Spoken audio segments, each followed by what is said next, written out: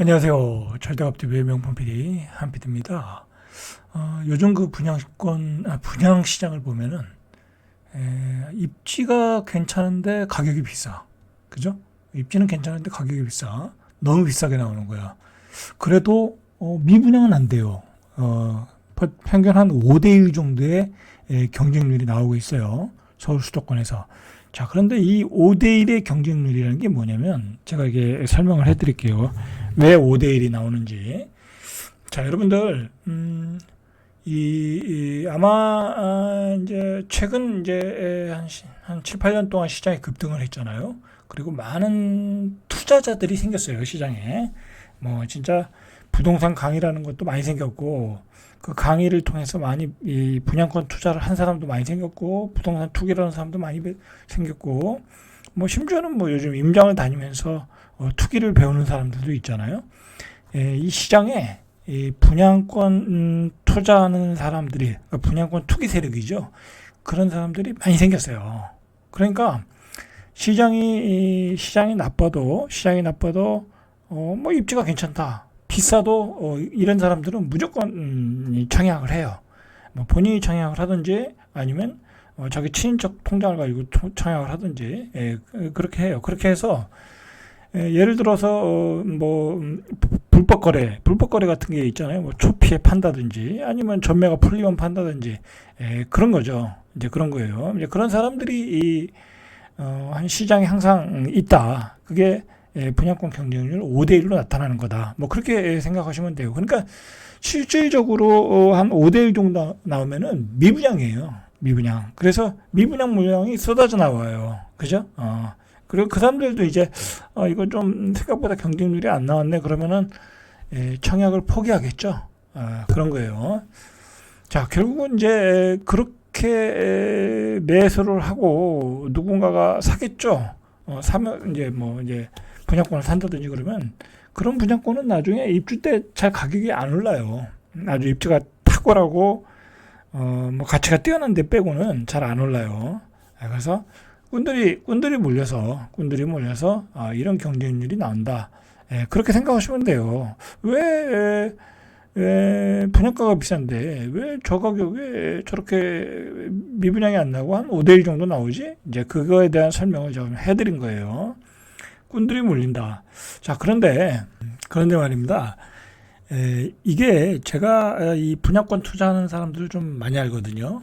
많이 아는데 정말 대한민국에서 내노라는 사람들도 제가 잘 알아요. 잘 아는데 이게 문제가 뭐냐면 이 사람들도 물려요. 이 사람들도. 왜냐하면 이 사람들은 이렇게 샀다 팔았다를 자주 하다 보니까 자기가 샀던 걸 못 파는 경우가 많아요. 이 사람들도 이건 분명히 올라가겠지. 한 뭐 몇백 먹고 팔라고 이제 불법 거래를 통해서 했다가 물리는 경우가 많아요. 그것도 별로 안 좋은 지역에서. 그래서 이 선수들도 이 분양권 투자로 많이 물려요. 근데 이게 이 분양권 투자의 문제점이 뭐냐면 내가 계약금만 내고 분양권을 사온 거잖아요. 그러면 나중에 잔금을 못 치르는 거야. 그런데 그렇게 해서 물린 게 한두 개가 아니야. 서너 개, 대여섯 개 그렇게 되는 거야. 그때는 난리가 나는 거죠. 그래서 뭐 내가 고생하시는 선수들도 많이 봤어요. 분양권 투자가 어려운 거다. 사실 그렇게 투자로 뭐 몇백, 뭐 몇천 먹으려다가 물리는 경우가 많다. 이 부동산이라는 게 전에도 얘기했지만 맹점이 뭐냐면 내가 아무리 이 10번을 잘해도 한 번 물리면 끝나는 거예요. 한 번 실수하면 끝나는 거야. 자, 그게 어려운 점인데 일반인들이 그걸 잘 모르더라고요. 모르고 막 그냥 분양권 투자해서 뭐 처음에 몇 번 해서 단타 쳐서 돈 버니까 앞으로도 벌겠지 하는데 그렇지 않아요. 그리고 내가 어쨌든 부동산 시장은 이 분위기를 많이 타잖아요. 시장의 분위기가 꺾어지면 그때는 매수자가 싹 사라져. 그래서 물리는 경우를 많이 봤다. 자, 그 얘기를 일단 시작했고, 자, 요즘 시장이 굉장히 얼어붙은 건 사실인 것 같아요. 왜냐면 그래도 이런데 사전 청약이면 그래도 다른 데보다는 분양가가 싸잖아요. 그죠? 근데도 본 청약의 한 52% 정도밖에 청약을 안 한다는 거야. 뭐 이런 사전 청약 하는 데는 뭐 재개발, 재건축 쪽보다는 분양가가 훨씬 싸잖아요. 아무리 몇 년 전에 사전청약 한 게 본청약할 때는 뭐 10%, 11%, 18%까지 올라도 그래도 싼 거거든요. 그런데 시장이 본청약을 하는 사람이 52%밖에 안 된다. 그죠? 시장이 얼어붙은 거예요. 얼어붙은 거예요. 뭐 아무래도 이런 지역은 그렇게 빠지는 지역은 아니란 말이에요. 그죠? 택지지구 하니까. 자, 그리고 또 이 분양가도 사전 청약할 때보다 한 11%에서 18% 정도 상승하는 효과가 있다 보니까 많이 탈락을 하는 것 같아요. 자, 요즘 또 시장이 얼었다는 것은 이 매물이 쌓이는 것을 보면 알 수 있겠죠. 자, 아실 플랫폼 아실에 따르면 서울 아파트 매물이 9274건 어마어마하게 쌓인 거예요, 이거 지금. 여러분들 시장은 쉽게 생각해서 안 팔리면 쌓이는 거예요. 안 팔리면 쌓이는 거예요. 뭐 팔릴 때는 매물이 안 나와서 문제지만 안 팔리면 그냥 쌓이는 거예요. 근데 이게 생각보다 여러분들 시장이 안 좋을 때는 또 매물이 팔려는 매물이 더 많아요. 왜? 이자를 못 버티니까. 그죠? 그리고 요즘 너무 심각하잖아요. 그죠? 뭐 이거 완전히 제2의 IMF로 간다. 뭐 그런 분위기이기 때문에 이 IMF보다 더 사실 더 고통스러운 거예요, 지금. 왜냐면 지금 장사도 안 되죠. 그리고 또 빚을 많이 내서 샀죠. 그리고 다주택자들 많죠. 그죠? IMF 때는 뭐 다주택자가 그렇게 많지 않았어요. 빚도 많이 안 냈고. 그런데도 그때 금매물이 쏟아졌거든요. 자, 지금이 그런 때예요, 지금. 안 팔리니까 더 매물이 쌓이고 경기가 안 좋으니까 이자에 못 버텨가지고 매물들이 쌓이는 거예요, 여러분들. 그래서 제가 지난번에 방송했듯이 봄 정도 되면 지금 11월이니까 이게 한 11만 건, 12만 건 내년 봄 정도에 지금 뭐 거래가 안 되잖아요. 자, 그렇게 되면 가격이 서울의 아파트 가격이 급락할 가능성이 높죠. 그죠? 그리고 이제 거래 안 돼요. 거래 안 된다. 자, 인천과 경기도도 인천이 한 39,257건, 경기도도 168,227건. 자, 이 수도권 외곽은 거래가 안 되면 더 급매물이 더 나오겠죠. 그죠? 자, 그렇게 보셔야 돼요. 지금은 매물이 얼마나 증가하고 있나를 매달 체크를 하셔야 돼. 매달 체크를 하셔야 돼. 근데 중요한 거는 거래가 안 되면 매물은 더 쌓인다. 사실 잠재적 매물이라는 게 많아요. 왜냐면 또 경기가 안 좋아지면 집이라도 팔아야 될 거 아니야. 그죠? 이자도 줄여야 되고, 그리고 집도 작은 집으로 이사 가든지, 그리고 더 저렴한 집으로 이사 가든지, 아니면 자가를 팔고 전세로 가든지, 이제 그런 사람들이 많이 생긴단 말이에요. 그죠? 자, 겨울이 오고 있어요, 지금 겨울이. 자, 지역별로는 서울에서 강남구도 이제 매물이 쌓이고 있어요. 8,332건, 서초구도 7,646건, 가장 많은 물량. 올해 초와 비교하니까 두 지역 모두 30%. 자, 강남과 서초도 30%가 증가했어요. 그죠? 아무리 신고가를 쳐도 매물은 증가하고 있어요. 그리고 강남이라고 해서 다 올라가는 거 아니에요. 다 올라가는 거 아니에요. 그죠? 특정한 지역, 아주 핫한 지역만 아직도 뭐 가격이 강세인 거지. 나머지 지역은 떨어지고 있어요. 그죠? 자, 9월 들어 대출 규제가 강화된 탓이다. 그죠? 뭐 이것도 있고 대출 규제도 강한 거고, 그다음에 경기가 저성장 국면으로 들어갔어요, 이제. 그죠? 저성장 국면, 잃어버린 30년으로 들어갔어요. 뭐 KDI, IMF 계속 얘기하잖아요. 그죠? 내년은 2% 이하, 1점 몇 %대의 성장이다. 뭐 저성장으로 들어간 거죠. 그죠? 저성장이 되면 일자리가 없어지는 거예요. 일자리가. 자, 당연히 매물이 쌓인다는 얘기는 거래량이 줄어들고 있다는 거죠. 자, 올해 7월 서울 아파트 거래량이에요. 9,188건. 근데 9월에 3,101건. 이거 뭐 3분의 2 토막이 날라갔어요. 자, 같은 기간 경기도에서 7월에 15,847건. 그 다음에 9월에 8,065건. 뭐 거의 반토막 났죠? 자, 인천도 반토막. 그러면 10월, 11월은 어떻게 됐겠어요?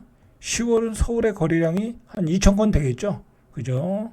11월은 한 1,500건. 그죠? 이제 저렴하지 않으면 거래가 안 되겠죠? 누가 집을 사겠어요, 지금? 그죠? 누가 집을 사겠어요? 자, 그래서 전국 아파트 가격도 27주 만에 하락 전환. 그죠? 하락 전환했어요. 통계 지표를 봐도 매도세가 우위를 점하고 있다. 서울 매수 우위 지수는 40종으로 11주 연속 하락. 자, 지표가 다 하락으로 나오고 있어요. 자, 실제 부동산 매수 심리를 의미하는 매매 수급 지수도 매월 감소세. 100보다 수치가 낮으면 시장에서 집을 팔려는 사람이 많다는 거예요. 100보다 낮으면 매매 수급 지수가. 자, 그런데 수급 지수가 어떻게 됐냐면, 자, 보시죠. 서울은 아직은 100은 넘고 있어요. 이게 뭐 급격하게 떨어지는 거 아닙니까? 8월에 104, 9월에 102, 10월에 101, 11월이면 이제 100 이하로 떨어지겠죠. 그죠? 자, 우리 이 경제 외부 환경을 조금 체크를 해야 되겠죠. 당연히 요즘은 이거 중요한 거예요. 자, 환율이 1,400원을 돌파했어요. 그죠? 자, 환율은 우리 경제의 체력이다. 그죠? 우리 원화 가치의 레벨이다 라고 보시면 되는데 1,400원을 돌파했어요. 자, 이게 1,400원에서 1,450원, 그러니까 이제 두 단계로 보시면 돼요. 1,400원에서 1,500원 가면 이제 난리가 나는 거예요. 2차 난리. 그 다음에 1,500원에서 1,450원에서 1,500원 갔다. 그건 IMF예요, IMF. 그렇게 보시면 돼요. 그러니까 한 1,450원을 내년 몇 월 달에 돌파하느냐. 그렇게 보시면 돼요. 자, 이렇게 되면은 물가가 올라가는 거예요. 그죠? 물가가 올라가면 어떻게 되겠어요? 경기가 침체되는 거죠. 그죠? 안 그래도 물가가 비싼데. 자, 계속해서 IMF가 우리나라 성장을 걱정해주고 있는데, 이 고령화 대비해서 증세해라. 그죠? 성장률이 떨어지니까 앞으로 한국은 세금이 많이 들어간다. 그죠? 고령화 대비해서 복지로, 사회복지가 어제 봤잖아요. 사회복지 쪽에서 가장 많은 돈이 지금 들어가고 있잖아요. 그래서 내년 성장률은 1%대로 떨어지니까 거기다 고령화 대비하니까 증세해라. 근데 지금 증세를 못하고 있어요. 그죠? 여러 가지 측면에서 증세를 못하고 있어요. 뭐 증세할 거리는 부동산밖에 없잖아요. 그죠? 보유세를 더 올리고 뭐 종부세를 올리고 법인세를 올리고 그러는데 법인세는 지금 올릴 수도 없죠. 그죠? 올릴 수가 없죠. 어떻게 올리겠어요? 그렇다고 소득세를 올리겠어요? 경기도 안 좋은데 어떻게 세금을 올려요? 그럼 어떻게 되겠어요? 복지를 줄이는 수밖에 없죠. 그죠? 복지를 줄이는 수밖에 없어요. 그동안 그 파퓰리즘으로 퍼졌던 복지를 줄이는 수밖에 없어요. 그죠? 예를 들어서 뭐 애들 밥 주는 것도 복지죠. 그죠? 고등학생들 뭐 무상급식 뭐 그런 것도 복지예요. 뭐 이제 그런 것도 줄이고 예를 들어 복지를 줄이는 수밖에 없다. 그죠? 자, 이렇게 강력하게 권고를 했어요. 대외적으로는 트럼프 스톰, 그 다음에 뭐 중동 불안, 그 다음에 대내적으로는 일자리 부족, 고령화, 내부 외환이죠. 그래서 한국 경제는 복합 위기를 겪고 있다. 자, 이 얘기는 계속해서 얘기할 수밖에 없어요. 할 수밖에 없다. IMF도 그렇게 보고 있고, 우리나라 경제학자들도 그렇게 보고 있고, 내년에 1%대 성장이면 뭐 우리가 증시에 투자할 일이 없죠. 증시에 투자할 일이 없어요. 그러니까 고객 예탁금도 줄줄 빠져나가고 있어요. 계속 빠져나가고 있어요. 59조, 지난 4월에 59조 가던 게 지금 50조 원. 그러니까 요즘 증시를 보면요. 이상한 게 올라요. 대부분이 이제 막 떨어지고 우리가 이제 외국인들이 좋아하는 주식들이 있었잖아요. 뭐 하이닉스, 삼성전자, 뭐 그다음에 포항제철, 뭐 2차전지, 뭐 좋아하는 거 많았잖아요. 그런 대형주들이 이제 뭐 계속 외국인들 팔고 올해 한 16주 정도 팔았다고 하니까 근데 이상한 게 올라요. 뭐 예를 들어 그냥 배당 많이 주고 그동안 저평가됐던 그 내수 관련주들 뭐 그런 뭐 예를 들어 KT, 그다음에 뭐 LG텔레콤, LG U+죠. LG U+가 많이 올랐어요. 생각보다. 그럼 배당을 잘 주잖아요. 그리고 주식도 이 PBR 대비 싸고 하지. 뭐 그래요. 그런 것들만 올라요. 갈 데가 없으니까 돈이. 그죠? 돈이 갈 데가 없으니까 그런 데로 가더라고요. 그런 데로. 그 배당을 주니까. 자, 그런 것만 올라요. 그러니까 안 오른다. 그리고 중요한 거는 요즘 비트코인 하시는 분들 아시겠지만 비트코인이 장난이 아니잖아요. 계속 오르잖아요. 저도 비트코인 한번 사봤거든요. 그냥 흐름을 알기 위해서 조금 사봤는데 한 일주일 만에 뭐 한 8% 9% 올랐어요. 그죠? 뭐 그러니까 사람들 뭐 그리고 비트코인은 고민할 게 없잖아요. 그 회사가 뭐 유상증자하는 것도 아니고 뭐 경기를 타는 것도 아니고 그죠?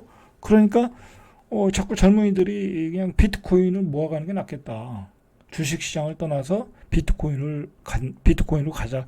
그런 분위기가 강해요.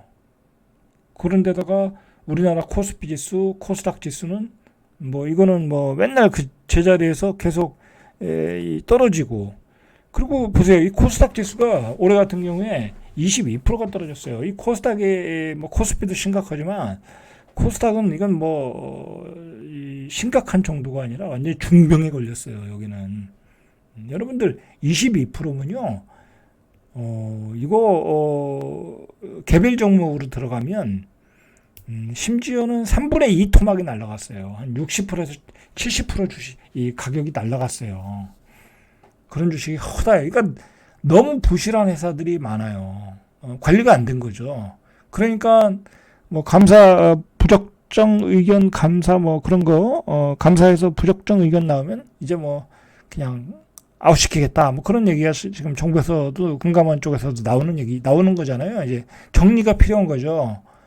그리고 예전에 봤듯이 이 코스닥의 상위 시가총액 1위부터 10위의 기업 중에 한 10개 중에 6개는 적자예요. 그죠? 적자예요. 얘가 너무 부실해. 미국의 나스닥은 진짜 세계적인 기업들이 많은데 이 우리나라 코스닥은 투자할 게 못 돼요. 완전히 나가리판이에요. 그러니까 이 코스닥에 주식을 다 팔아서 비트코인 가자. 그렇게 된 거예요. 저라도 이거 안 해요. 저는 코스닥 아예 안 하거든요. 저라도 팔아서 비트코인 사죠. 차라리. 비트코인은 그냥 10년 동안 모아나가면 되잖아요. 그죠? 그냥 은퇴할 때까지 모아나가면 되는 거죠. 그러면 2배, 3배 갈 거 아니에요. 예를 들어서 그렇다는 거예요.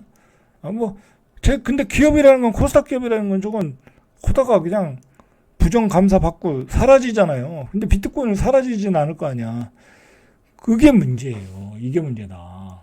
그래서 이런 주식시장의 예를 들어 코스닥 시장 이런 주식시장이 무너지면 우리 경제는 살아날 수가 없어요.